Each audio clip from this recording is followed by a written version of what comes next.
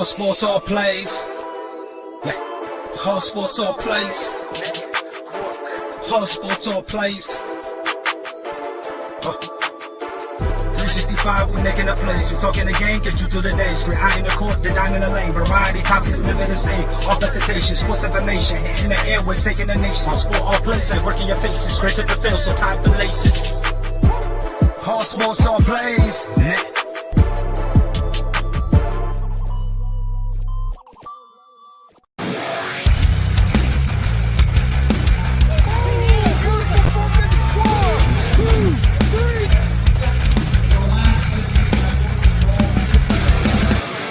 That'd be absolutely devastating.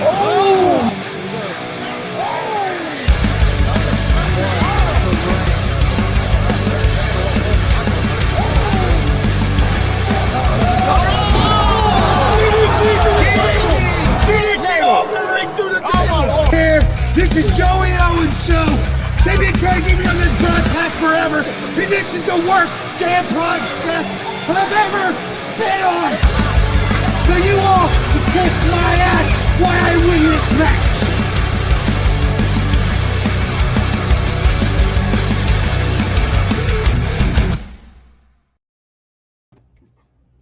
All right, what's happening, everybody? Welcome to G.W.R. Gonzo'S Wrestling Room, Monday, October 2nd, 2023. I'm Chris Gonzo'S, joined by Tony Gonzalez. And as you can see, we got a whole lot of guests tonight. We have Marcus Fine, who joins us every week. And then we also have Big Glenn, who has been on some other sports shows with us, and also a big wrestling fan. We have pro wrestler Justin Danger. And then we have pro wrestling manager Warren Misery. We got a pretty good guest panel today. Yeah, I think towards the end of the show, your son, my grandson Austin's going to be in.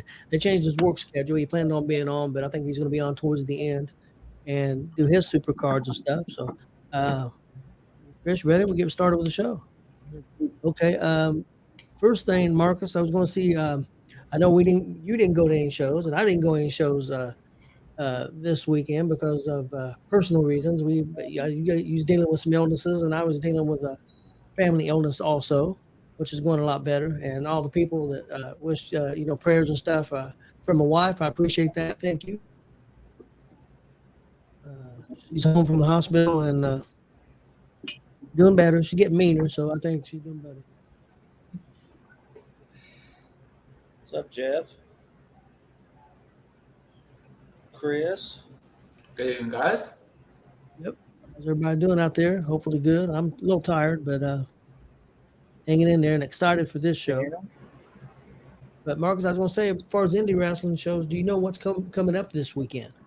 Yeah, in Indiana, we got Cornfield Carnage on Saturday, Portland. We got WCWO, of course, on Friday night. Supreme Wrestling's running in Madison on Saturday. NGW's got a double shot. They're going to run Saturday in Burnettsville and Sunday in Crawfordsville. And then there's another show for like a Sean O'Brien Memorial show down, I think, in New Albany or Evansville, somewhere down southern Indiana. And then, of course, Fastlane. As you can tell, Glenn's plugging Fastlane. Yep, Saturday night. Yep. And also Sunday, we got Summit Pro also. Summit Pro. Yep, I knew there was another one. I was trying to remember them all. But yeah, a lot of wrestling coming up this weekend. The fans can go check out all them shows. I'm sure will be good. We've been down to NGW before. They got a great product, or Summit Pro does. Everybody knows it. Has watched our show before. Me and Chris is definitely. I'm not gonna lie, we're biased when it comes to our good friends over at DCCW. They do a great job. So I know that's going to be a great show there in Jay County. So going to be a lot of good shows that people can check out. WCW Coast every Friday night. Best $12 you ever spend. But yeah, it's going to be a lot of good stuff coming on this weekend. Real quick, I was going to hit a couple of shows, see if any of you guys seen any of them this weekend, pay-per-view wise. First one I was going to hit was NXT No Mercy. Yes. Did any of you guys happen to see that? I knew Glenn watched it. I watched it. And I thought it was the opening was very cool because it kind of paid tribute to the old school No Mercy video game. Some of you guys probably remember that video game. I love that. Yeah, I thought that was really cool. I know you can check it out online. I think they actually released that online before even the show. Um, I thought it was a really great show. The stuff that stood out to me was the first match, Baron Corbin against Braun Breaker. I thought it was a fantastic match. Really enjoyed it. Uh, the other match that stood out was the NXT Heavyweight Championship, Carmelo Hayes against Ilya Dragunov. Dragunov is your new champion, and another classic match between them two. Um, it was just great. I thought it could be up maybe for one of the matches up for one of the matches of the year. They're fantastic. And then also the Extreme Rules match main event with Becky Lynch putting up the NXT World Women's Championship against Tiffany Stratton. Stratton stepped up again. It was a fantastic hardcore match. I thought really enjoyed the show, and I give that show probably a B plus, maybe even A minus. I thought it was fantastic. Um, Next up, did anybody see that show? I know Glenn's seen it. What did you think of the show, Glenn? I loved it. I do believe Stratton and Becky Lynch's match, I would say, stole the show along with Dragunov and Trick Williams. I think it was Trick or Carmelo, whoever the NXT. Yeah. I get them. Carmelo. I get them two mixed up because they look just alike. But that Extreme Rules match was just so awesome. I would be willing to put that up there as a match of the year candidate because that was just insane. It had a lot of good moments in it. It had even some comedy in it. There was a part, Marcus, where she goes for a bag and everybody thinks she's going to throw out tacks or Legos. And it's Tiffany Stratton's kind of considered like a Barbie type character in a way. And so she pulls out broken Barbie dolls and throws them out on the mat, which was pretty. Barbie shoes. Yeah, it was pretty funny. So it was pretty good. Next up, we had AEW Wrestle Dream. New pay-per-view that they come out with this year. Thought it was a pretty good show. I'll be honest with you. I thought the first half of the show could have been a dynamite. I thought the second half of the show was really good. I'd give it probably a B. The matches that stood out to me was Swerve Strickland and Hangman Adam Page. I love Swerve Strickland. I hope he continues to get the push. I think he's different. Warren Misery doing the dance there of Prince Nana. And I like Prince Nana. I don't like the group. I don't think that Swerve belongs with the group. I think he belongs with Prince Nana, but I don't think he belongs with the group. That's just my opinion. But I thought that was a really good match. The other one that stood out to me was Bryan Danielson and Zack Sabre Jr. And Marcus, you would have liked this because it was nothing but pure wrestling and hold for hold. It was really good. And I really enjoyed that match. And then the main event was Christian Cage against Darby Allin. Thought it was really well done. I know Billy Ray talked today on Busted Open that he could tell that match was put together by Christian Cage. He said his fingerprints was all over that match. It was 2 out of 3 falls. I thought it was real good. Christian Cage won the match, and they the young kid Nick Wayne, who'd been tucked in by Darby Allin, and they've got a history together. And he turned on Darby Allin, and they were about ready to take him out. And out for the save come none other than the Rated R superstar, now known as Adam Copeland, formerly of Edge, is now in AEW. Thought it was pretty good. It seemed weird seeing him somewhere else besides WWE, but hey, if this is what makes him happy, I worry about him a little bit because he's going to be full time, and they say he's going to wrestle a lot and he'll be on the show every week. I worry about that a little bit, but hey, if that's what he wants to do, if that's what makes him happy, there ain't nothing wrong with that. And again, I thought the show. Did anybody out there get to see the show Sunday? I did not, but I caught the results of it on Twitter and like Facebook. I did see an interview that I think Bryan Danielson did, and he was talking about that was like one of the best matches he's ever had. So, yeah, it depends because I thought the crowd seemed to like it pretty well. I thought it was kind of weird. Billy Ray didn't like it. He didn't like the Bryan Danielson match, excuse me, and he didn't care for it. He said that he thought it was too planned out, and he said Zack Sabre Jr. never even broke a sweat the whole match. He said, "How do you wrestle a hard match and not even break a sweat?" So he was a little critical of it. I still enjoyed it though. That's just my opinion. Okay, moving on. Had a couple questions real quick before we get to our cards. All of you, give you a chance to. I'll go first, and then you guys can think for a second. And let's not give. Okay, what I'm going to ask is something you would like to see on the indie wrestling scene. I've asked that before, and I don't want it to be. I don't want it to be necessarily people working together because we've said that. Also, I don't want it to be the backstabbing and all that stuff. Of course, I would like to see that end, but we all know that. And then my other question is going to be, do you think Adam Copeland will make a difference in AEW? And yes or no, and why? Okay, going with the first one. But I would like to see on the independent scene, I would like to see more promos done by the wrestlers. But one of the problems with some of the promos that I have seen on the shows, they're way too long. They need to be short promos. Yeah, need to be short promos, minute, 2 minutes, not 10, 15-minute promo. Especially because a lot of places that we go to, Chris can testify to this, and I know Marcus can, a lot of the PA systems suck. So it's hard to understand what they're even saying sometimes.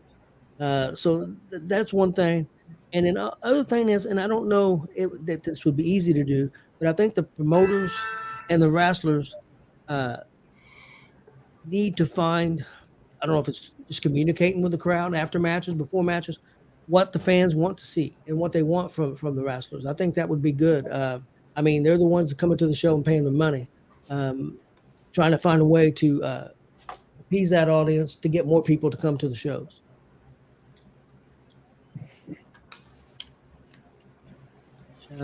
Anybody else want to? I'll go ahead and kick it off. You want to step up? Yeah, I'll step up. I definitely have to agree with you on the promos part of it. I'm kind of still in your answer, Tony, but I've seen it done well, storyline driven promos, in Warrior Pro Wrestling. Obviously, then as far as your question is concerned on will Adam Copeland make a big difference in AEW, I do not think he will make a big difference in AEW because you've had other WWE guys that have went to AEW, Bryan Danielson and some other guys that went to AEW and haven't really moved the needle that much in that way. Yeah, I kind of agree with you on that, Glenn. He'll be right back. He had to go do. I think mom was needing something. He'll be back in a second. Marcus, what did you think when he said about something you want to see on the independent shows? Well, we went through this once before. I had to go back and look at my notes. Well, I'd like to see heels and faces coming out from two different locations. That gives it that old school vibe, and the fact that how can you have them not fighting in the back room when it's all done? They all go into the back in the same. The entrance is the exit, and they all go in that same door. What keeps them from fighting back there? So that kind of sets things off. I think once the doors open, I don't like seeing the wrestlers running around. Once the doors open, I think everybody ought to be in the back, stay in the back. I agree that the faces should come out during intermission, sell their merch. But to see wrestlers running around all over the place throughout the show, I don't like to see that. I'd like to see him bring back the old-time cardboard posters you used to see tacked up on poles everywhere in windows, so I can at least steal one from every town because I used to do that. But I got quite a few of them hanging up here on the wall. You see my garage, you'd see what I'm talking. I think they ought to come out with programs too. You don't see anybody come out with any programs anymore that they can get when they can come in the door and pay a few dollars, get a program. Here's who you're going to see tonight. Here's an ad. Here's promo pictures. And as Tony said, promos, I like to see ringside interviews after the matches at times too, where you can grab a good ring announcer who's got a good head on their shoulders that can ask questions and say, okay, We just seen you get attacked by. What do you think of this? What's going to happen now? It's a lot of old school stuff, but that's what I'd like to see. So I agree with that, Marcus. Of course, you watch some of the old stuff on TBS. You know, you have a guy, and maybe a feud ended, and he'd be up at the podium. Hey, you know, I'm done with this chapter, and then all of a sudden, somebody comes out and starts a new feud with him. That would be something that would be interesting to do at a show. Yeah, I think that's a great idea. I agree with you on not seeing the wrestlers running around during the show, because that was going to be one thing that I was going to say was I feel like you see a lot of like you'll see a wrestler wrestle, and then right after that you'll see him out like sitting in the crowd watching the show, and or putting chairs away. I know it's kind of old school. That's just or put. That's another thing. I don't like that. Don't start cleaning up your building in the middle of a show and putting chairs up in the middle of a show when you're getting ready to have the main event, especially if you have people there that are recording it or streaming it live. Yes, because then the wrestlers get out of the ring, and then it just makes it look a little bad. The only other thing I would say on independent is I'd like to see some of these. I'd like to see some of these. Not everybody does it, but some of the shows get away from having 14 to 20 matches on one show. Have your 6 to 8 matches. If you want to have 14, 15 matches, do like some of the other promotions do and do a double shot. Yeah. Do 2 days or something. But if you try to do 15, 16 matches in one night, it just becomes too long of a night most of the time. Now I will say we were at a show not too long ago that had 15 matches, and I think the show took just a little over 3 hours. They kept it moving good, and I'll be honest, I was impressed with how they kept that show moving, because I figured we was going to be there a lot longer than what we was for having that many matches. But I just think you get that many matches, you kind of gotta speed the matches up, because you can't have that long of matches because you have so many, and I think that can affect the quality of the show as well, because you're trying to fit everything in instead of just letting it kind of float. I also think they ought to be all totally set up before them doors are opened up. If you need to get there 2 hours earlier to get your crap set up, I don't think you should still be tightening ring ropes and people in the building at the same time. So that's still need to be behind closed doors, and that's I agree with that, because that's even with us. I like having all of our stuff in and set up before the fans come in. I agree with that too, 100%. I was going to ask Warren, because I know you watch the AEW product a lot. That pay-per-view last night was over 4 hours long. It had 10 matches on the regular show, 4 matches on the pre-show. If you count the pre-show, it was 5 hours long. And I know you've watched some of the pay-per-views. Do you think that's too much? Personally, I do. Yeah, it was a lot. I mean, I didn't purchase it because it was a little money's a little tight this month, so I didn't purchase it, but I did follow. But there wasn't a lot of some of those. Yeah, there was some parts of the card that maybe didn't really need to be there. No, but I'm not Tony Khan. I don't have Tony Khan's money, but he can do what he wants. It's his playground. But also with talking about the independent stuff, me being still fairly new to everything, especially in this area. I'm originally from Michigan. We don't have as much up there as we do down here. The promotion of everything, it's like me being someone who wants to go see something. I want to know what's going on. What's up with it? I mean, it's easier said than done because stuff costs money. But even if there's a way to even try to find to try to get something more social media out there, more televised, more things to see like you guys do to help really promote these, then I think that would help too. Because like I said, you go to some of these and you don't know much about who and what and how, and so you sort of sit there and it may be a good show, but when you're leaving, what makes you want to come back to that show next month when they run it? So I mean, I think there's find a good way to promote, and then it helps a lot of these guys that do put a lot into it too, to build a bigger crowd. You can build that up, and because it can be a little deflating sometimes to go to a 10 to 12 person show when it's a good show, but people just don't know enough. So, I mean, promotion, I would love to see a better way, even if a lot of these individual promotions could all come together and find a way to pool to help each other. I think that'd be really cool. Yeah, and that's one thing too. I mean, and I've heard promoters say this, and I can't really disagree because it's a two-way street. But you got a lot of wrestlers that'll be on a show and will never put anything on their Facebook or on their social media that about this show. Why not promote that show you're going to be on to get more people to come? I mean, if the more that show is successful, I would think the more you might get booked. Maybe I would hope maybe the more you get paid. I can't say that for sure because I'm not that much behind the scenes to know how that works. So I'm not going to say that I am. But yeah, I would like to see a lot more promoting going in together, and it's a tough business. I mean, especially if you're not paying your wrestlers much, maybe they feel like, hey, all I'm getting paid to do is to wrestle. I'm not getting paid to be a promoter. You're the promoter, you promote. So it's a double-edged sword. So I see it both ways. Yeah.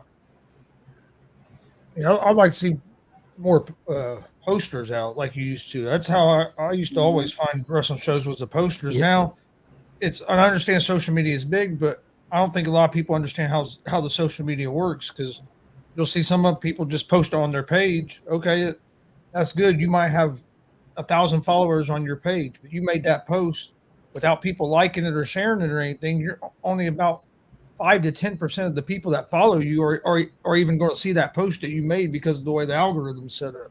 And then how many of them are going to go? So if you're going to just put it on social media, you really got to push it and try to get people to like it, share it, and comment on it, so it gets in that algorithm where more people are going to see it. Because just because you have 1,000 followers on your page, and this is something that I've been learning since we started doing this, you post something, that doesn't mean that everybody that likes and follows your stuff sees it.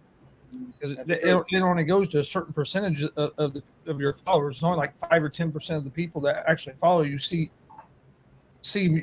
your post on a regular basis. So I think getting it out, especially in the town you're going to be in, getting posters at like gas stations and at different places, I think can maybe be a way to help. I know it costs money to get the things printed up and stuff. So I know you're fighting kind of a double-edged sword there as well, because I know a lot of these promoters might not have the money to do that, but I think that's something that is kind of missing nowadays that we used to see. But the thing of it is, Chris, like I said, we was part of running the show and before and for fundraisers and stuff.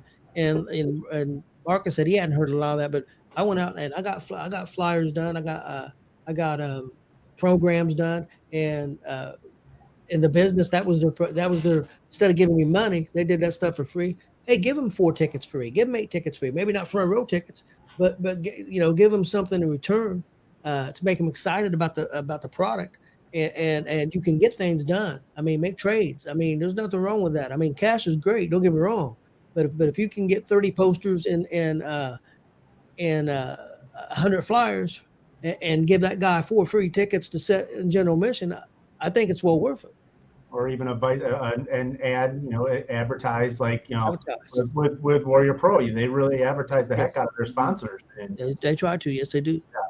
Well, I know David's on here, and David Kraft walks Danville, I think, every week. Yeah, he said that. Handing out little handbills or whatever you call those things. And yeah, here we go.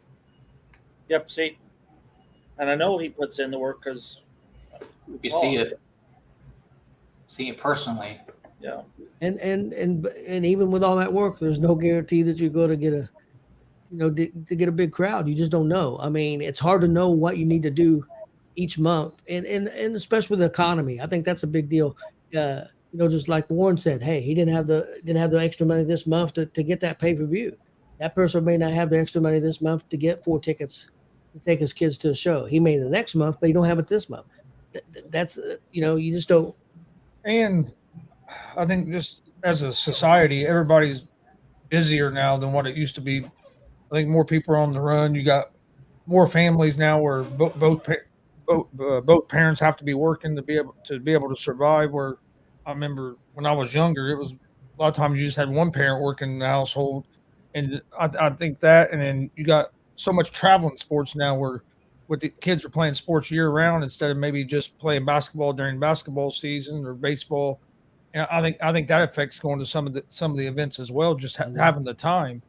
Because I remember when Austin was younger and him just doing his amateur wrestling. I mean, there's a lot of times we'd be taking him to wrestling events on Saturday and Sunday. So, or basically about every weekend we were already busy for the weekend, and then you work during the week. So I think that has a little bit to something to do with it as well. As just lifestyles has changed, and people seem to be a little more busier. And then when you do have a little extra money, you kind of got to decide what you want to spend it on.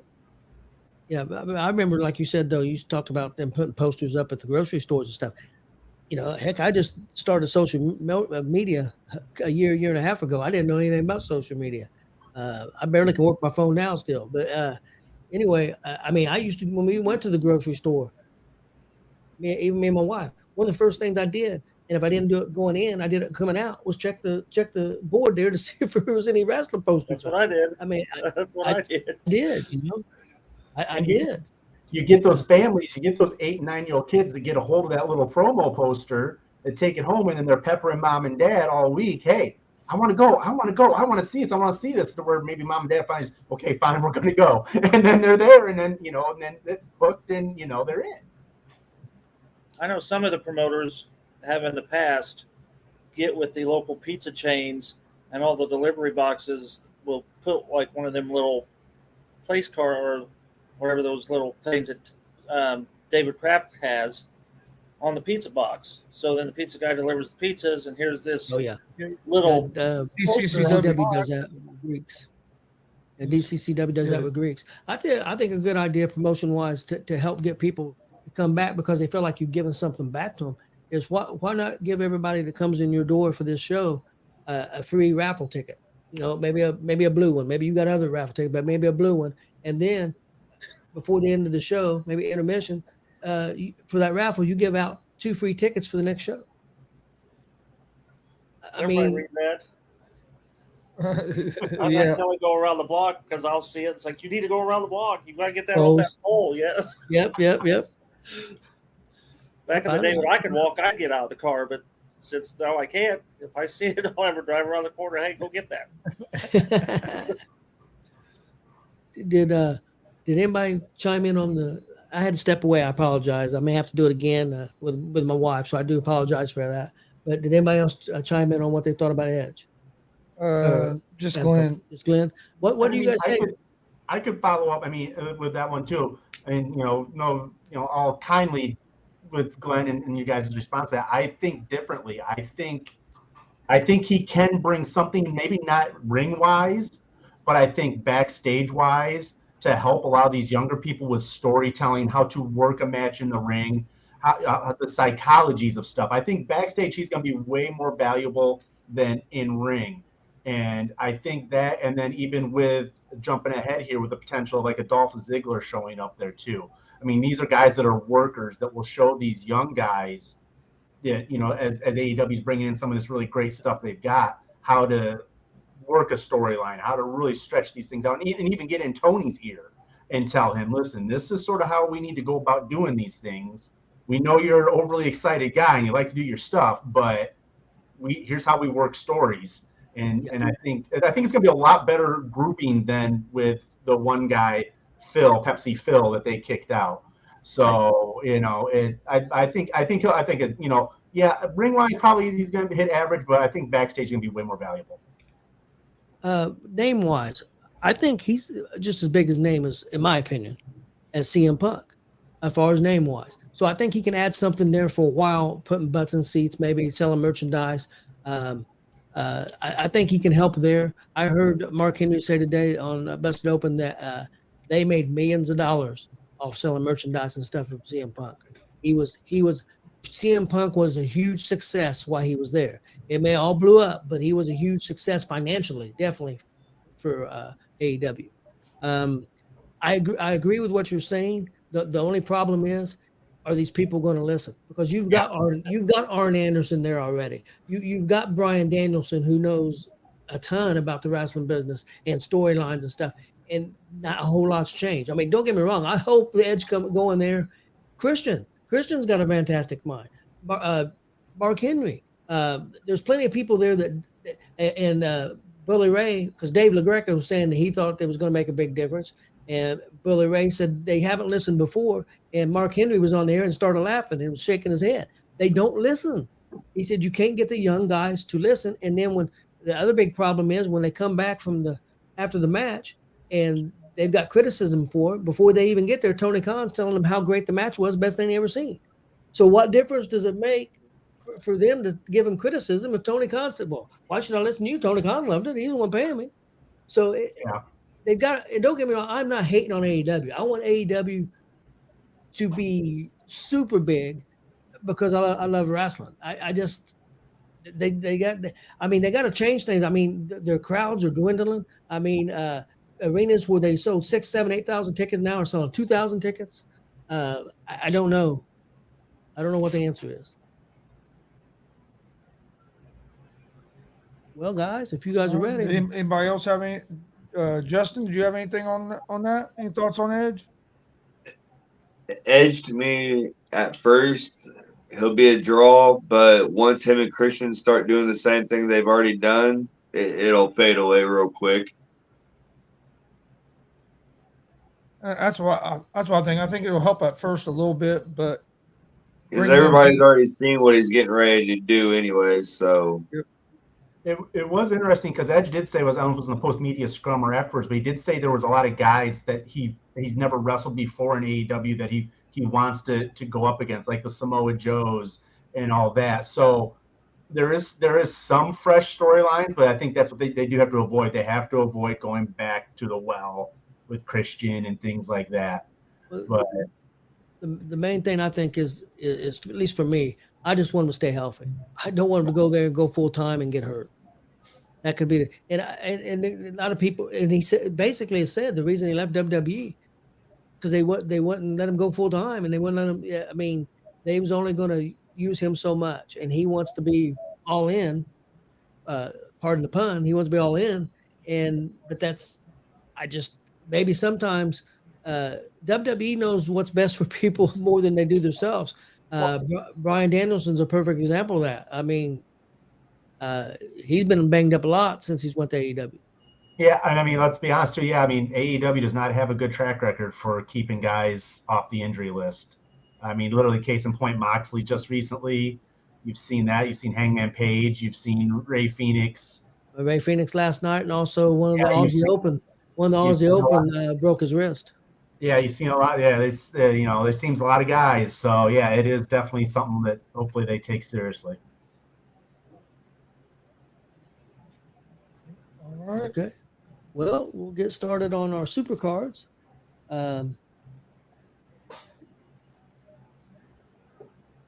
We had old school and new school.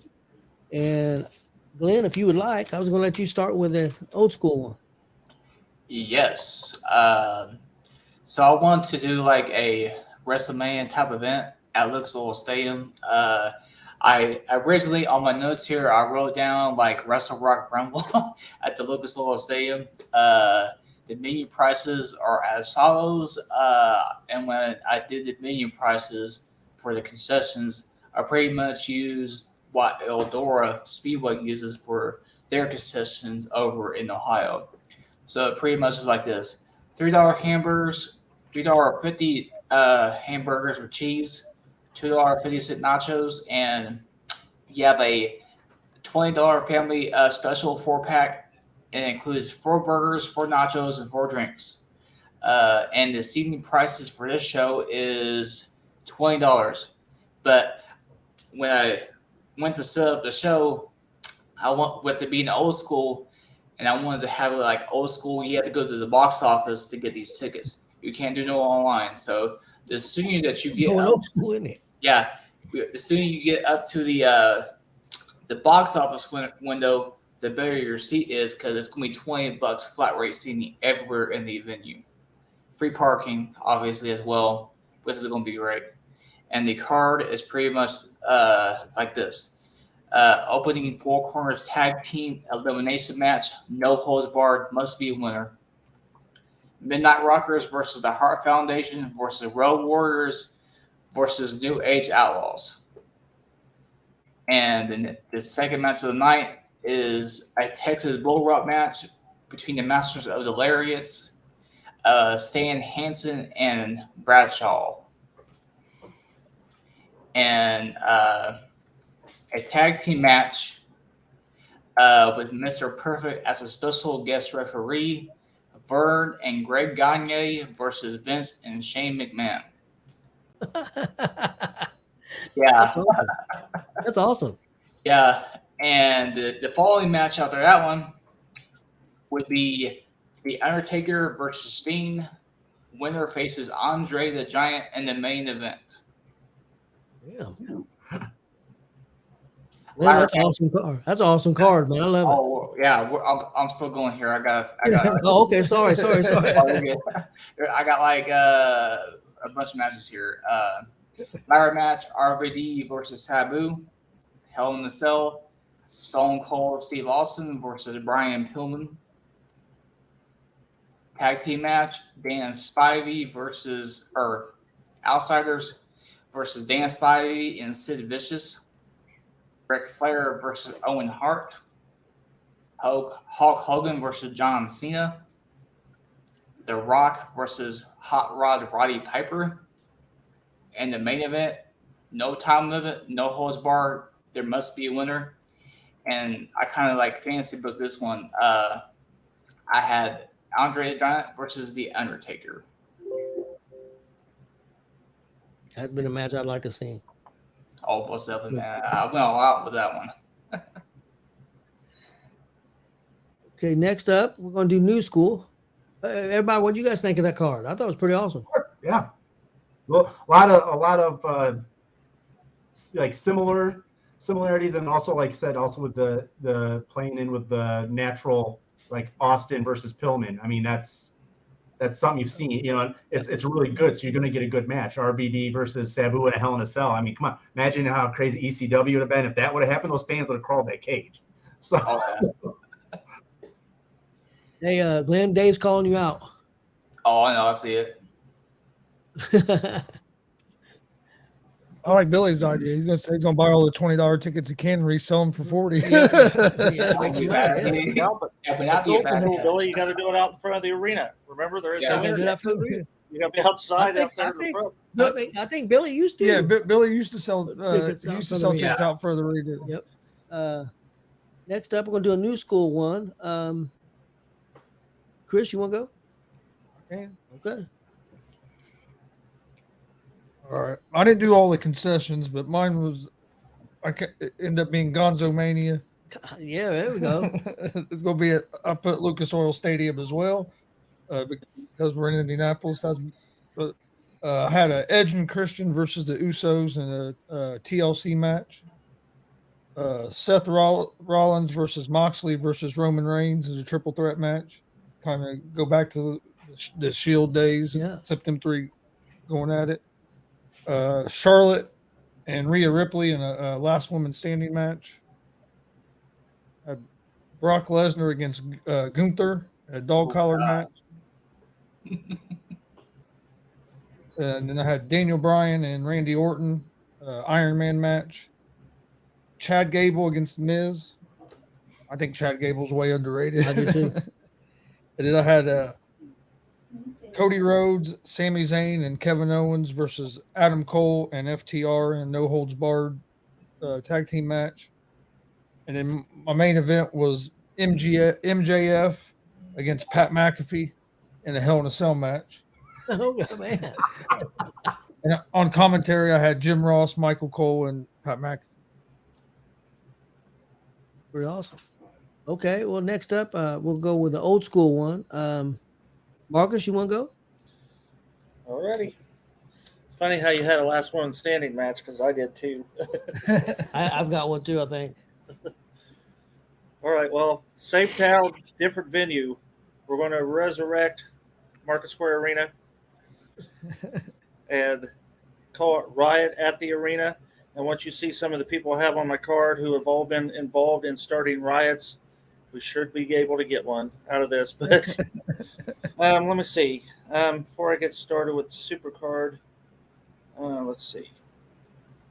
Okay, my announced team, my commentary team, I have old school. Rod Trongard used to commentate for AWA. And I love Lance Russell and Gordon Soley, and they're more Mid-South, Jerry Lawler type.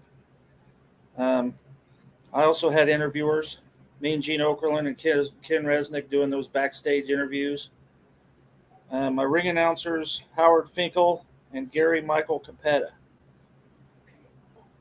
And then for my, um, let's see what I got here. All right, I got Willie Nelson singing America the Beautiful and Lee Greenwood doing the national anthem. My concessions are going to be carnival food: pineapple whip, milkshakes, sausages, elephant ears, funnel cake, corn dogs, hot dogs, shake ups, cotton candy, popcorn, sodas. Anything you get at the carnival, at the fair, you can get there. And let's see. And then you wanted entertainment too, right? Tony, are you there? Yep. All right. Well, my entertainment's going to be sometime at intermission. Jerry Lawler and Bobby Heenan in what I call in a quick wit off to see who can outwit the other one in quick comebacks with stupid topics, and be kind of like, I guess, like whose line is it anyway? But it would just be the two of them guys. I always thought having those two on commentary would be funny as hell, but people get snapping so much they wouldn't be watching the wrestling. So, all right, in no particular order, here's my card. In a cage match, King Kong Brody taking on Stan Hansen. And then in a Hell in a Cell match, Hogan versus Flair. That's going to happen in Indy anyway. Then I had the last woman standing match with Medusa Bocelli versus Sherry Martel. 2 out of 3 falls, Dick the Bruiser and the Crusher versus the Road Warriors. In a no DQ match, I had Andre the Giant versus Abdullah the Butcher. In a dog collar match, King Kong Bundy versus Big John Stead. That's been awesome. And in a hardcore match, I had the original Sheik versus Terry Funk. And then in a Falls Count Anywhere, I had Jerry Blackwell versus Kamala. And let's see, King Kong Brody, Hansen, Bruiser, Crusher, Abdullah the Butcher, and Terry Funk have all caused riots somewhere in the world. So I figured with all them guys, we can at least get something going on. And in fact, Bruisers had riots at Market Square Arena. So, and I didn't have ticket prices. I don't know what ticket prices would be. But Gonna be a lot if it's my show. I want to make money. yeah, but I want to make sure that people like Billy Buzz ain't selling them from my arena because he decided to buy them all up. So we got to keep an eye on him. Okay. Awesome card, Marcus. I loved it. Next up, hey, Warren, you want to go with the new school? Yeah. Just to preface, so like I said, I'm from Michigan. So my second home is also Tucson, Arizona. And also when I was trying to put this all together, I watch a lot of different federations. I found out it's hard to try to put together just like you said, 8 matches. Yep. There's so much great talent. I took basically from the big 4, WWE, AEW, New Japan, and Impact. So that's where I sort of grabbed. So, I mean, you may or may not have heard of some of these wrestlers, but I watch a lot. So I basically would call it the Point of No Return. It'd be in McHale Center in Tucson, Arizona, which is the home to the Arizona Wildcats basketball team. I like to keep a small venue. I sort of like small over large. Concessions would be simple: a Detroit deep dish pizza, tacos, nachos, popcorn, pop and beer. Like my musical entertainment, I would do Authority Zero. They're sort of like a punk band out in Arizona. They're a fun little group of guys. My ring announcer would be Justin Roberts, because I really just like how he can really play off the crowd. My play-by-play guys, I did go a little bit almost old school, but Mike Tenay and Joey Styles. I think hearing both of those guys do the stuff would be a really nice blend. America the Beautiful would be the Foo Fighters, my favorite band. And then I struggled with the anthem. I want to find someone that was American, and the best I could think of American, Bruce Springsteen, the boss, sing the anthem. I thought that'd be a fun one. Now, my show, since it's my show, will of course have pre-show matches, because I know how much Tony loves pre-show matches. But there'll only be 2 of them. The first one would be, and I'll test you guys on this one, -1 versus Maxwell Hardy. basically Brody Lee's kid versus Matt Hardy's oldest son. Okay. I mean, I know it would never happen, which is fun. And Yeah. then my other one would be one I would basically call the Mr. Wrestling Cup. Honestly, like I said, I had four promotions. I took basically the guy that you'd say his name and you'd instantly think that group. New Japan, Okada, Omega from AEW, Eric Young with Impact, and Randy Orton from Raw. So basically a fatal four-way. Winner gets to be basically named Mr. Wrestling. So that's the pre-show. So then for my main show, I would lead off with Hiromu Tanahashi versus Ricochet versus Rey Fenix, triple threat match. If you've never seen Tanahashi in New Japan, he's a lightweight. He's one of those lightweight guys that are all over the place, like Rey Fenix and Ricochet. I just think it'd be such a fast match and just full of action. And then I would slow it down with Minoru Suzuki versus Gunther. Two guys that would just slap the living tar out of each other until it was over. And then I would switch up with a women's match, Becky Lynch versus Maki Ito from Japan. I don't know if you've seen her. Yes, I have quite a bit. Recently, she was well known for going up against Matt Corona, and he tried to low blow her at least 7 different times, and she just stood in the ring like, what? Yeah, I've seen her on Game Changer quite a bit. Yeah. So I think that one would be fun because Becky Lynch can brawl and Ito can brawl, and I think it'd be a fun women's match to watch. My fourth match would be the Motor City Machine Guns versus the New Day. A couple of groups that I think, with their speed and their flying abilities, I think could put together a really good match. And then once again, I'll slow it back down with Evil from New Japan versus Josh Alexander off of Impact. Once again, there's two sort of like heavier guys that could sort of put in a really good brawl type match.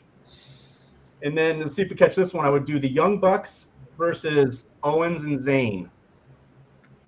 So if anyone knows the history, Owens and Zayn are pretty good friends with the Young Bucks. So that'd be a fun one. We've never really seen it though. And as we're getting ready to wrap up, my co-main event, Sonata. He's the New Japan champion right now versus MJF. I think they could both together put together a good show. And then my main event would be from Los Ingobernables de Japan, Tetsuya Naito versus Seth Rollins, belt for belt. That's how it ended up. So that's my little show. But like I said, you think about all the different. There's so many people I left off this card that you could just do matches with, and it's crazy. Oh yeah, it is. Yeah, it was hard doing this. It definitely was for me too. Okay, next up, Justin Danger. If you'd like to go old school. Well, first off, Gorilla Monsoon and Bobby the Brain Heenan is going to welcome you to the Silver Dome for Legends of the Rising. I was actually going to pick the Mayday Stadium in Korea, but, that's kind of far, and I didn't know what the prices would be on that. So, but I grew up with Aretha Franklin, so I got to use her at the beginning of the show. Just start it off. And then Fink brings you into the first match, which is a 2 out of 3 falls. Brian Pillman versus the Blue Blazer with Owen Hart. Second one is Ric Flair and Arn Anderson tagging against Magnum TA and Dusty Rhodes. Third, just because I just started watching the rivalry and it's really intriguing to me, is Jake the Snake and Ravishing Rick Rude. 4, I had to throw a women's match in, which I think somebody already said it, but Sherry Martel versus Medusa. And then we'll go to intermission right now because we're in Detroit, so we'll bring in Kiss for a little intermission, a little entertainment. I'm spending the big bucks. First match after intermission is the 6-man tag, which would be the Midnight Express with Jim Cornette versus the Freebirds. The 6th match in a cage is Terry Funk versus Jerry Lawler. 7th in a Falls Count Anywhere, Bruiser Brody versus Stan Hansen. And the main event, just because it's always stuck with me, Roddy Piper and Valentine in the dog collar match. Can't go wrong there. Pretty awesome. Okay, well, I'm going to go next, new school. And the name of my show is going to be Best of the Best. It's going to be at Lucas Oil Stadium, Indianapolis, Indiana. All fans will, when they come in the door, will receive a free T-shirt, Best of the Best T-shirt. Also, will receive a free ticket to go up to a special concessions area to receive their specially made special edition WWE ice cream bar. Also, for my concessions will be basically normal concessions, except there will be special concessions with Bobby Flay barbecue set up. Everybody knows me; I'm a big barbecue fan, and Bobby Flay is a pretty good barbecuer, so that's what I would go there. My national anthem will be performed by Chris Stapleton. American the Beautiful will be done by Ray Charles. I've never heard anybody do it better than him, at least personally. A ring announcer would be Samantha Irwin, who I think does a great job on SmackDown. I really like her. My play-by-play team would be Jim Ross, Michael Cole, and Taz. And my opening match would be a women's war game match featuring Britt Baker, Ruby Soho, Sasha Banks, and Toni Storm on one team. On the other team would be Becky Lynch, Bayley, Asuka, and Charlotte Flair. That's how I would open my show with a War Games match. Nice. Yeah. Next up would be match 2. Would be a 4-way pure wrestling elimination match featuring Bryan Danielson, Zack Sabre Jr., Chad Gable, and Josh Alexander. Which I love Josh Alexander from Impact Wrestling. I don't know how many of you guys have seen him. He's outstanding. I really like him. Match 3 would be a match I think we're going to see probably in the future. Anyway, it's going to be Jade Cargill against Bianca Belair. I think that would be a great women's match, and I think we'll see that in the future. Match 4 before my intermission will be the Usos versus FTR. My intermission mini concert would be John Mellencamp. We're here in Indiana, and Mellencamp's my favorite, so what that would be. Match number 5 would be Seth Rollins versus Will Ospreay in a 2 out of 3 falls match. My 6th match, somebody else had this match on one of the cards. It would be Gunther versus Brock Lesnar, but it would be a last man standing match. That would be my version of that. Match number 7 would be Jon Moxley versus Roman Reigns in an I Quit match. And my main event would be a men's War Games match. It would be the Elite, Kenny Omega, Matt Jackson, Nick Jackson, and Hangman Adam Page against Cody Rhodes, Sami Zayn, Kevin Owens, and CM Punk. No dog collar match? I thought you'd have a dog collar match. I almost went Gunther and Brock Lesnar dog collar match, but I didn't. I went last man standing. That'd been the same as mine. Yeah, so he did. So I'm glad I didn't because he had it. And while we're waiting on Austin, I had an idea because we were supposed to have somebody else, and he didn't make it on for old school. So won't we go around the room and come up with an old school match off the top of our heads, and we'll make our own card real quick while we wait on Austin. Let me think real quick. I'll go first. I'll go dog collar match. Ernie Ladd against Bruiser Brody.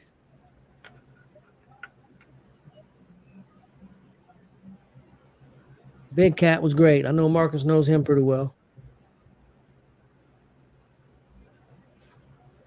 Hogan and Billy Graham. Billy Graham and who? Hulk Hogan. Yeah, they had a lot of similar.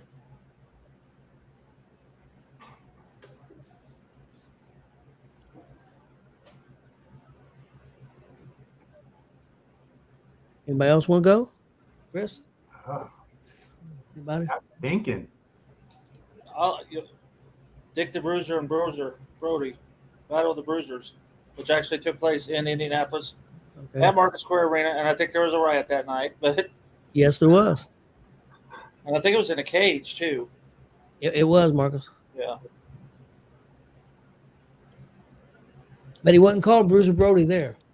No, King Kong Brody because because of Dick the Bruiser. Yeah, David Kraft was there for that one, Marcus. Yeah, and You remember Johnny Wade from WCWO? Yes. He was there also the night of the riot that same night. So that's how I knew there was a riot. It was because I've been a part of a Bruiser riot. So was he, and I thought it was cool that we were both part of a Bruiser riot at one time. Yeah, all right, that was tough. Anybody else got a match for me? That's pretty cool, David. We'll have to talk sometime. Piper versus P.S. Hayes. I wonder how that one would shake out.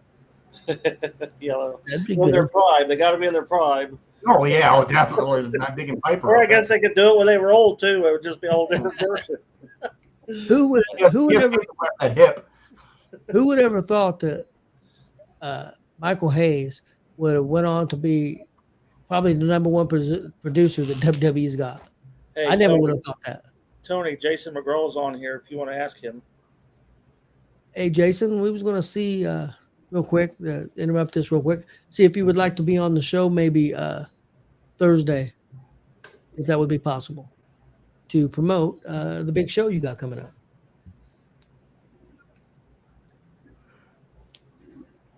Chris, you got a match? Yeah, Bruiser Brody and Undertaker. That'd be awesome. God, that'd be unreal. Well, I've said before, Brody and Brock Lesnar would have been awesome too. Yeah. Chris, want to answer that? We got a time? So you guys that all had your matches at Lucas Oil Stadium, can we get a discount if we like attend all three of them? Yeah, it should. So you're gonna have different nights, right? We're not going. Yeah. 7 o'clock work for you guys? Yeah, 7 Yeah, o'clock. he said 8. 8's fine Put that too. for 8. I can do it at 8. I can do it at 8. I'm not working. this week. Yeah, we can do that. You okay with that, Marcus? Yeah, 8's good. 8 Okay. Thursday. Okay. We'll see if we can. I'll reach out to Crazy Man, see if he can come on with us. Ladies Man. I said Crazy Man, but same thing. Ladies Man. But yeah, my discount would be half off. I was gonna say, can I hire Billy Buzz to be my financial guy for mine, since Yeah, he can sell those tickets and make me some money. So that's true. You gotta bring him in though. He lives in like New York or somewhere. I think Connecticut, maybe. Out there somewhere. Chris, He's got that kind of money. He can bring himself in too. So Thank you. he'll get front row seats. how about you, Justin? You got a match for us? I would like to see Bob Backlund and Iron Sheik in a submission match. That would be great to see that again. without having that towel throwing, I always thought they should have ran that again, even after Hogan won the title, just to see who was better. I'll tell you a match I think would have been cool to see live. It happened many times. The original Sheik and Abdullah the Butcher. Yeah. I think if we did commentary like we did at Martinsville, we better stay away from the ring because I think it'd be a little worse than what happened with Face Collector and Tyler's kid, Tyler Scott. Where they get the right title. You would have blood all over. You have blood all over. I'm so sorry, Dallas. I can't believe you just said I that. cannot believe I said that name. That's worse than me. That's worse than me saying. That's worse than me saying crispy. I am going to go eat soap here in a minute for saying that bad word. Jeez.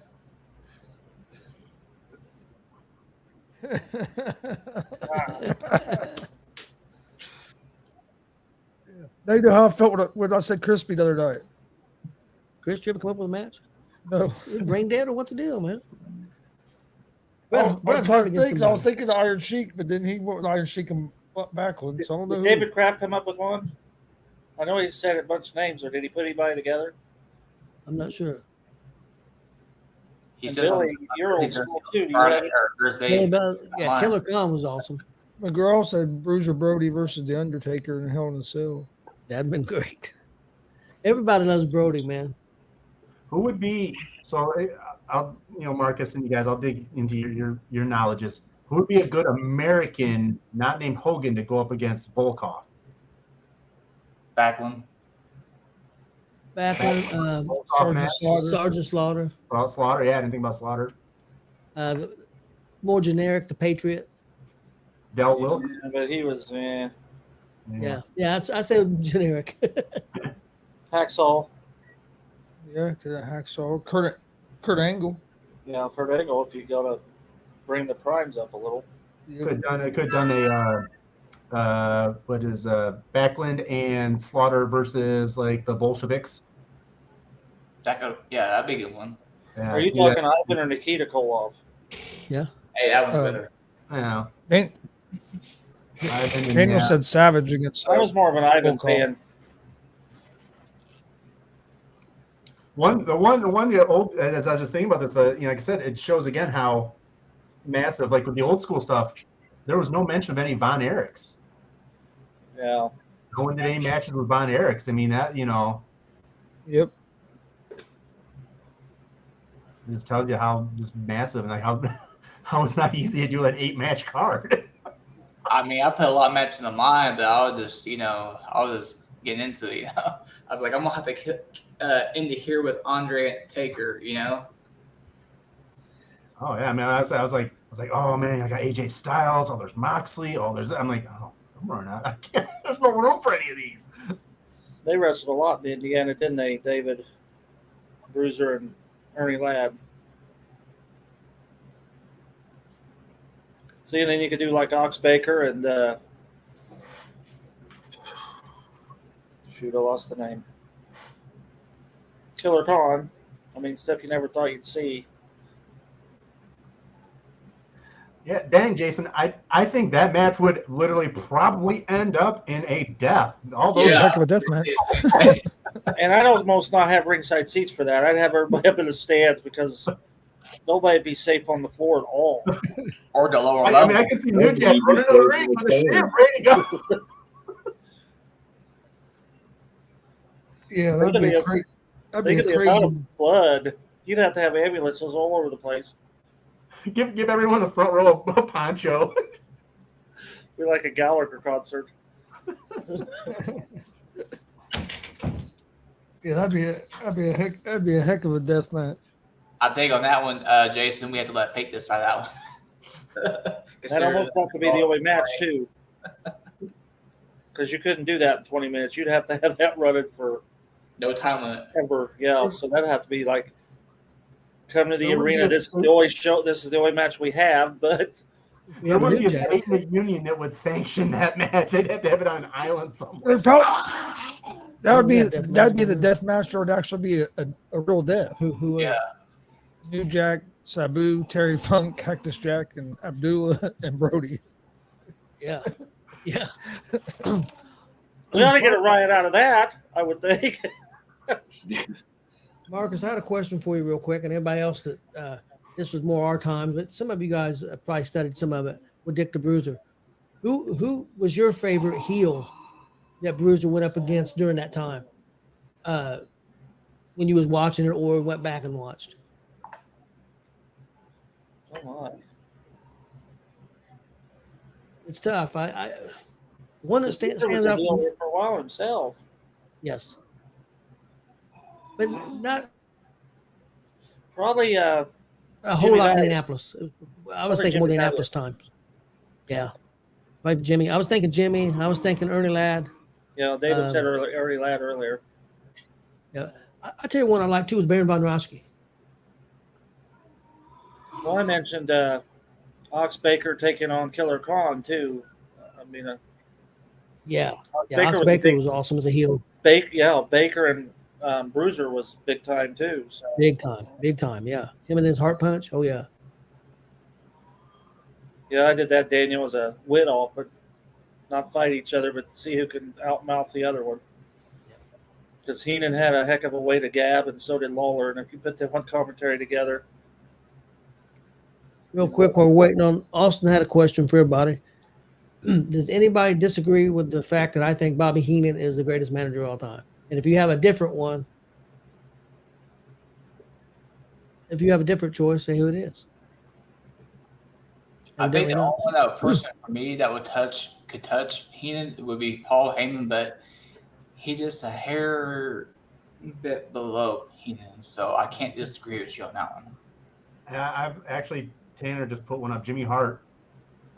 I mean, Heenan was great, but when it came to belts, I mean, who really got their guys? I mean, he didn't really have a lot of belts. He always had them in the high profile matches. Yeah. But also, But- to be fair though, with Hart though, he did go back and forth. He was heel face a lot. And it could be said this too, Mark. See what you guys think. I don't know if Heenan needed the belt.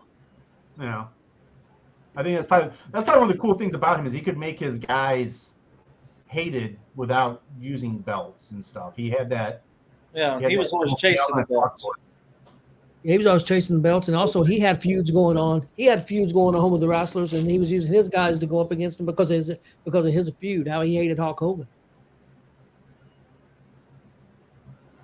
Ran Wizards old school. Mm-hmm.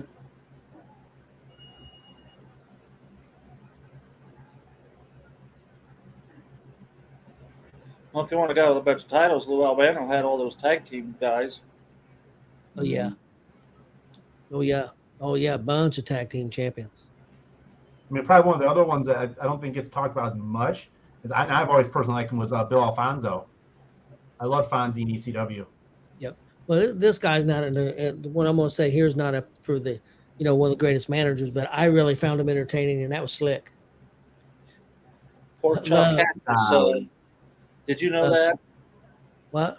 Slick, Pork chop Cash's son. Oh, I didn't know that. Yeah. Well, you know. Yeah, I love Slick. Slick and that song drives. Drive Soul Bro. Drive Soul Bro. Yeah, I could sing it. That was awesome, man. One man, whoever thought one man game would have become what he became. Hey, and that was a fantastic team. Dream, my man. The African Dream, yeah. Yep. One Man Gang, the African Dream. That was fantastic. You do that. all because Vince had it out for Rhodes. Oh yeah. Well, you know why Virgil was named Virgil, right? After Dusty Rhodes. Virgil, his real name is Virgil. Okay, when he went to WCW, what was Virgil named? When he went to WCW, he was named Vincent. Yep. At Vincent Kennedy McMahon. Did you see where Virgil set up his gimmick table on Vince McMahon's? Yeah, I saw that. Fame Star. Yeah, Hollywood. Yeah, Walk of Fame star. He sat right on top of it, selling autographs and stuff. He's awesome. While we're waiting, if I could tell a quick story, and it actually involves like Dusty Rhodes. Way back in 2004, I went down to Florida for the very first TNA pay-per-view, Victory Road, and that was the one with Jeff Hardy versus Jarrett in a ladder match. And we went down the day before, and they had a meet and greet at the hotel across the street. And I went, and so obviously I was just still getting to know it, but I mean, I was like, I met, AJ Styles. I watched football with AJ Styles in the freaking hotel lobby. That was awesome. And just a lot of Robert Roode and all those guys. And I got to meet Jeff Hardy and Raven and Christopher Daniels, and Dusty Rhodes was signing too. And I met some guys there, and they got a belt signed from them. But later on in the day, as I said, it's down in Florida, a really nice day. They were doing a press conference out by the pool. And at the time, Jeremy Borash was doing the talking, and so here sitting on the side was Dusty Rhodes and Jimmy Hart, and they're just sort of sitting there listening to Borash, like I said, by the pool.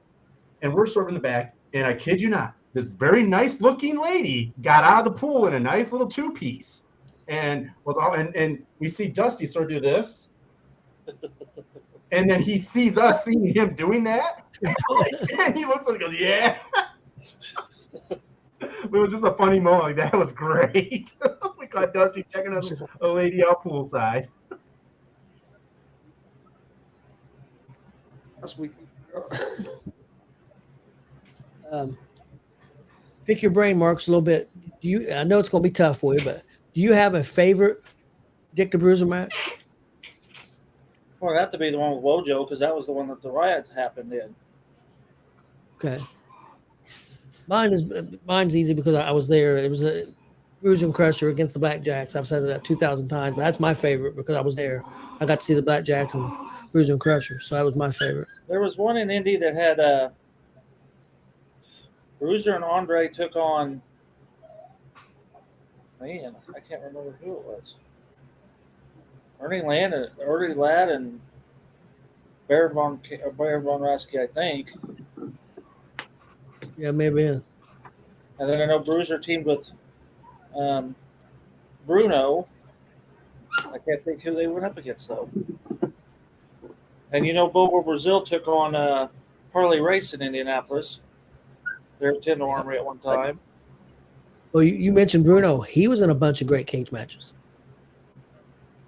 Yeah, Justin Danger was the one who told me about the who was it? Bruno and Stan Hansen. Yeah. And I went and looked at that like, oh, I hadn't seen that in years. And that whole card, I would have been happy if I paid to go that night because that entire card was fantastic. Yeah. It was. It's weird though. Jimmy Snuka and the Morocco that night, that cage match. How many people was in the arena that night that went on to become big stars? Mick Foley was there. I'm trying to remember some of the other ones, but there were several other ones that were there. I think you may be trying to get on. What's that thing? There's a bunch of people at that match. And there was a lot of people that was in the arena there at for Hogan and Andre. I know Bully Ray was there for that match. A bunch of people were there for that. For which one? The one in Indy or the one at Silverdome? Silverdome. Still breaks my heart to this day that it's no longer there. It's just a lot now. It's like Market Square. It ain't there no more either. No. Yeah. What do you think the greatest match that's happened in Indianapolis? It would have to be Andre and. Well, Andre and Hogan for the WWE era. I'm sure there was some good Bruiser stuff out there that. Yeah. But I'm talking about as far as well known. That put them on the map. Yeah, because I mean, how many people watched that Friday night? Like 30, 40 million people. They did that special and it was on a Friday night. Yeah. But they didn't air it until Saturday here in Indiana because they blacked it out. But they showed it. I seen it here in Indiana, but I seen it on satellite. How's it going? What up? Going good. All right. You guys already done yours, I heard. Yep. Austin, you definitely want to go back and listen to some of these cards. There's some pretty good ones. I heard like you're in one. Like I heard yours, like your main event, the War Games one. That was a good one. And JC told me what my dad's main event was. That's a weird main event, but a good one. All right. What's wrong with Pat McAfee and MJF? Great match. Yeah, but McAfee even had McAfee on commentary, so I guess McAfee got that commentary and he went to wrestle. Yeah. So. He's doing double duty. McAfee. Hey, they're two of the bigger stars there is right now. Yeah. Is there a way you guys did it, like a order or anything? We just did like I started off with the name of my show and where it was at and national anthem, all that stuff. Whatever you got, just to the matches. All right. I couldn't really come up with a name. I didn't want to say anything stupid, so just think of it as kind of like a WrestleMania type. But as my announcer, I had since I'm new school, I had Samantha Irvine. I think she's one of the best already. I like her. Doing America the Beautiful, I had this is kind of a cheat because I don't know if she's really still currently doing anywhere, but I went with Lillian Garcia. And then I guess I'll go to my first match. My first match of the night to start the show is a Fatal 4-Way elimination match for the Intercontinental title with Gunther, Tyler Bate, Pete Dunne, and Dragunov. Killer. Yeah, that's a match I actually want to see, and it could happen. I want to see that. Match number 2 would be for the Women's World Heavyweight title between Bianca Belair and Rhea Ripley. WrestleMania was great. Rhea and Charlotte was great, but we still haven't got Bianca versus Rhea. I want that. So That's my second match. Now, just so you know, there's a lot of special matches. I wanted to put a lot of people on this card, so there's a lot of special matches. So number 3 is a tornado tag triple threat Hell in the Cell match with the New Day, FTR, and the Usos. Good. And number 4 is another special match. It's a number 1 contender match for a women's title, Elimination Chamber match. Yeah, I know. It's gonna be Asuka, Io Sky, Ember Moon, Shotzi, Roxanne Perez, and Zoe Stark. And then for my music, I went with The Weeknd because he is almost the song for every pay-per-view for WWE now, so I thought it felt right. And then for food, I went with hot dogs, loaded nachos, loaded fries, wings, burgers, quesadillas, and pretzels with beer cheese. Hey, would it be the hot dog place from Washington? The little food vendor on the street. That's still the best hot dog I ever had. Yeah. Yeah, that lady would be there. I'm flying her out. All right. So after intermission, the match starting the second half of the show, 5th match, is an Iron Man match for the World Heavyweight title between Seth Rollins and Kenny Omega. And then 6th match is get the camera. The 6th match is the men's number 1 contender. It's a Money in the Bank match. Like I wish they still had Money in the Bank at WrestleMania, so that's kind of what I'm going for. With Kevin Owens, Grayson Waller, Carmelo Hayes, Wesley, Montez Ford, Ricochet, Johnny Gargano, and Sami Zayn. That'd be nuts. Yeah. And then my 7th match, kind of my second main event, doing what they do now, the 2 main event stuff, is the 4 horsewomen match for the SmackDown Women's title. We never got it. Charlotte, Becky, Sasha, and Bayley. Just a regular Fatal 4, no elimination, just regular match. And then my main event is a triple threat for the WWE title with AJ Styles, Cody Rhodes versus Daniel Bryan. Pretty good.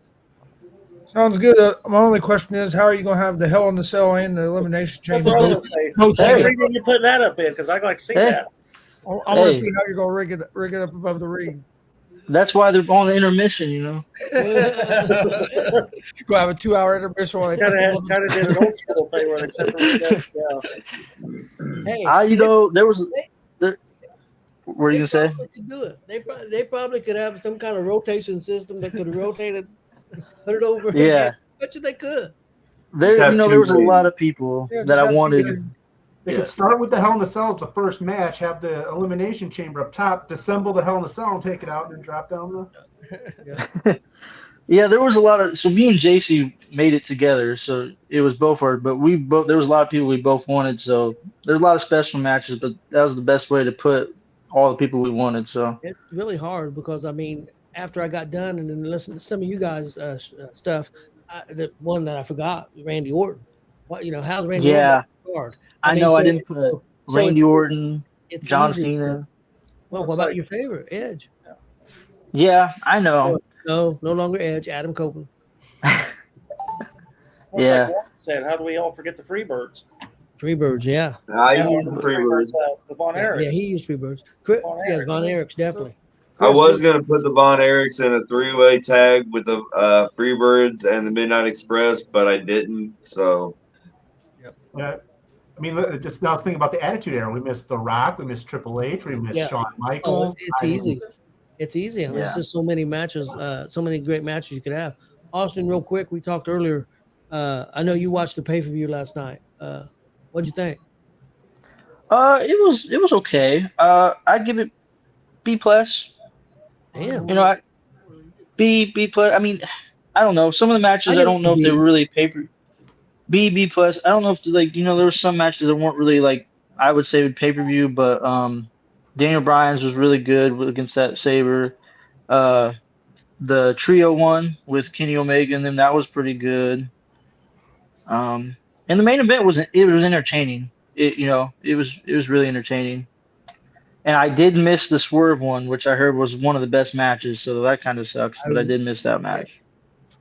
I really enjoyed the Swerve one, and the main event was really good. Yeah, I agree.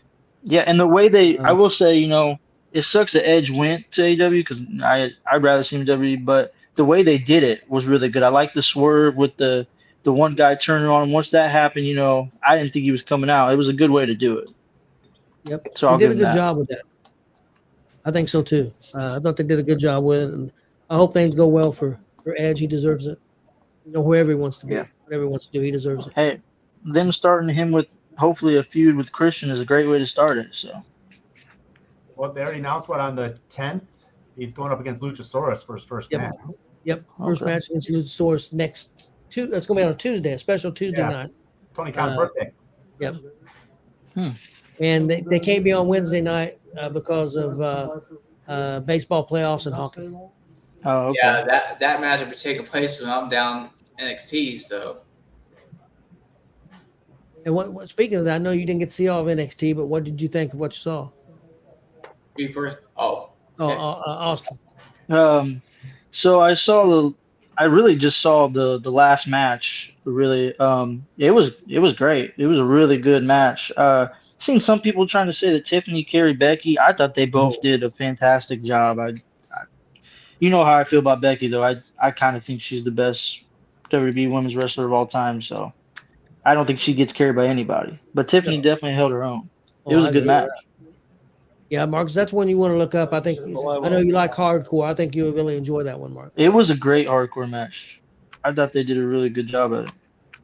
Hey, you guys don't want to see hardcore? Look up the JICW hardcore match between Kripke and Excalibur if you want to see a good hardcore. That's the hardcore of the year for me now. They beat the crap out of each other, man. Brought out a tree and everything. It was fantastic. It was great. Speaking of hardcore, this is a long time ago, but we were just watching WrestleMania 22 over again. That match between Mick Foley and Edge at WrestleMania 22. That's a great hardcore match, too. Probably the match of the night on that card. Is that the Flaming Table Spear? Yeah. Yep.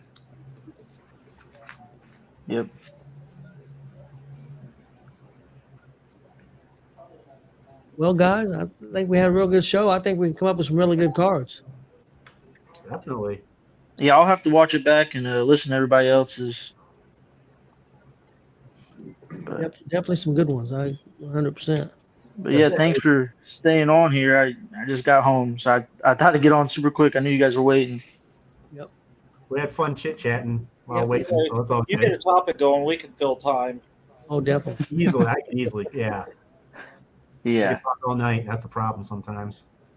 Yeah. One thing real quick. Keeping Justin quiet. I mean, Justin just goes. He's soaking it up, and we're going to see stuff. You wait, I know. One thing, Warren, I know you watch a lot of AEW. One thing that they've got to tighten up, man, is their production. Oh, no, yeah. Geez, peas. Last night on the pay-per-view, there was times that they would go to the shot too soon, like in that six-man match where they were supposed to hold somebody's leg and keep from going in. They'd go on that shot, and they'd be on there, and they're waiting for people to get in position, and they're sitting there watching them hold the guy's leg for 60 seconds. And I'm like, why are you on that shot? Move the camera. You don't want to be there yet. Yeah, their production is not very good. Yeah. It's still, they've been around for a few years now, but they're still, if you think about the grand scheme of things, still fairly infantile. But I think it does go the Tony Khan just eventually he's gonna need to let some things. He needs to bring people in and let them handle certain things. I think he's too much of I want to run it all. Yeah, with the money he's got, he should be able to hire the best. I mean, be able to hire the best production people. He should never even have to tell them anything. Another thing about AEW, I don't know if it's been in the talks or anything because I don't watch it like that, but it might help me be able to watch it more. Do you know if they've thought about doing like something like WWE Network for AEW? I think that'd be a great I idea. think they're Warner Head Brothers. I think they're trying HBO Max or HBO Max. Well, HBO now, but I think they're really close to having something together to have stuff on there. The rumor I heard was whatever you pay for HBO Max now, which I don't know because I don't have it. You would pay an additional $10 or $20 and get you would get their version of Peacock. All the WWE stuff. Or I mean, I think it would be AEW. Impact I has think their that would be a own good streaming idea. service. New Japan has their streaming service, but something similar to where you can get all their library. It'd be a good idea. It'd help me. I think it'd help me get into it more, be able to watch all the stuff I missed, and because it's hard to just pick up on something like that when you're so far behind. Yeah, I agree. All right. I think we're good to go. Good to go. Yep. Hey, appreciate everybody coming on with us tonight. I want to say thank you guys. Thank you guys for bringing me on. This is literally like my first time doing this kind of thing. So, I mean, I had a blast. I really appreciate it. And everyone that's in the comments, show up to independent wrestling, or I got some knuckles for you. I'm going to give to Chris Chaos, and he's going to smack some people upside the head. Yeah, cool. What are we doing next week? I don't know yet. I will get with you, Marcus. Well, I get off at 5 next week, so I shouldn't have to make you guys wait. All right. Well, thank everybody for joining us. Please hit that subscribe button on YouTube at Gonzo Sports Room. Like, follow Facebook, Twitch, Twitter, Instagram at Gonzo Sports Room as well. Hope everybody enjoyed the show, and we'll see you guys next week at 6:30 on Monday. Misery. Buy Justin Dangerous t-shirts.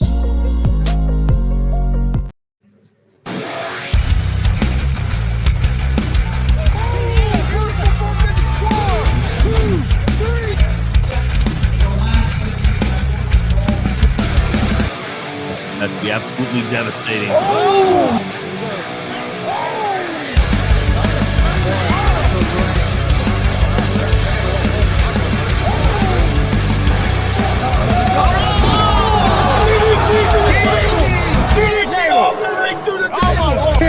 This is Joey Owens' show. They've been trying to get me on this broadcast forever, and this is the worst damn broadcast I've ever been on. So you all can kiss my ass while I win this match.